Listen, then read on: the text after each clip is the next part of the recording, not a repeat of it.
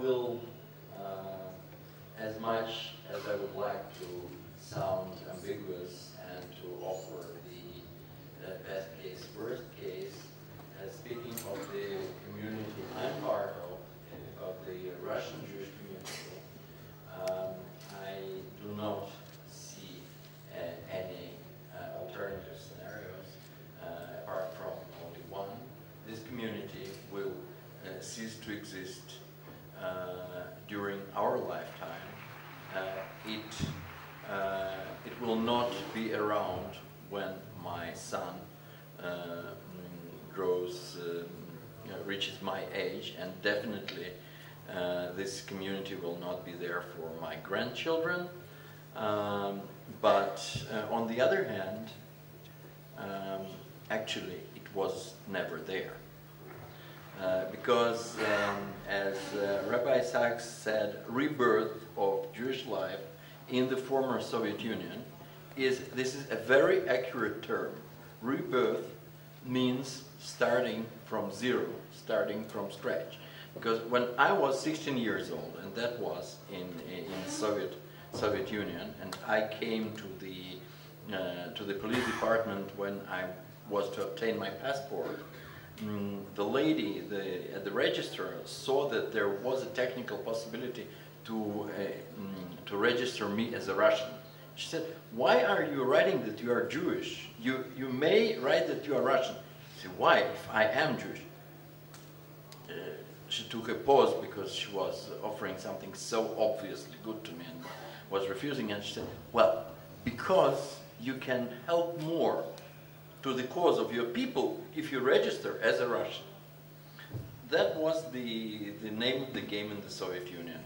You couldn't expect to make any career, be it in any profession, intellectual or menial or managerial, administrative, if you were a Jew.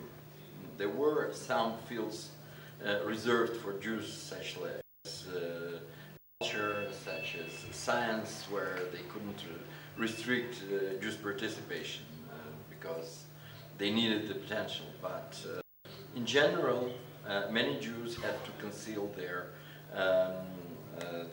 race, their nationality to be accepted simply to colleges, to institutes,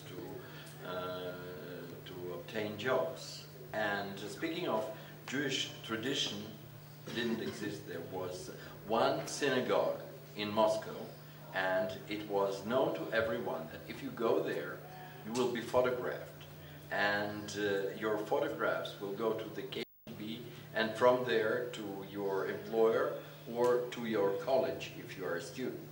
And if you are a student, you get expelled from college and sent to fight in Afghanistan if you are spotted near the Moscow synagogue during the festival.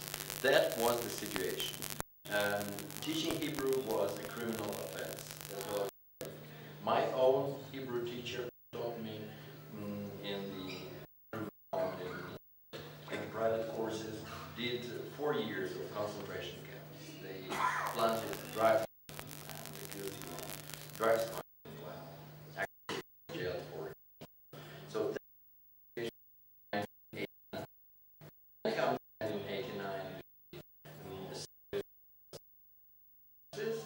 And it becomes legal at the same time to be a Jew, to practice Judaism, to eat kosher, and on the other hand, to leave the country. And if you look at how the Soviet Jewry voted, it voted for leaving the country. More than 1 million people. More than related to such an unlikely place as Germany. Not to mention all those who went to the United States and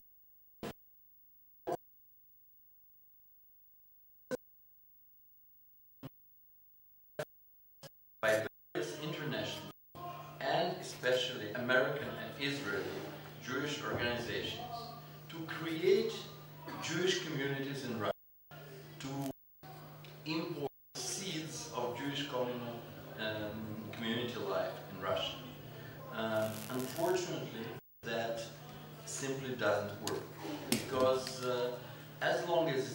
rooted in tradition. And the tradition wasn't there for 70 years of the Soviet regime. And without tradition, you don't have a base to build upon. Anyone who strongly identifies with Jewish cause, the most logical thing for such a person is to go to Israel. And this is what actually happens. The vital part of the Jewish life there is preparation for Aliyah. The rest is very, let's say, very conditional and artificial. If you remove foreign funding from the real catastrophe has happened between the years, say, 1930 and 1967. We are witnessing the remote repercussions and logical consequences of things that had already happened. So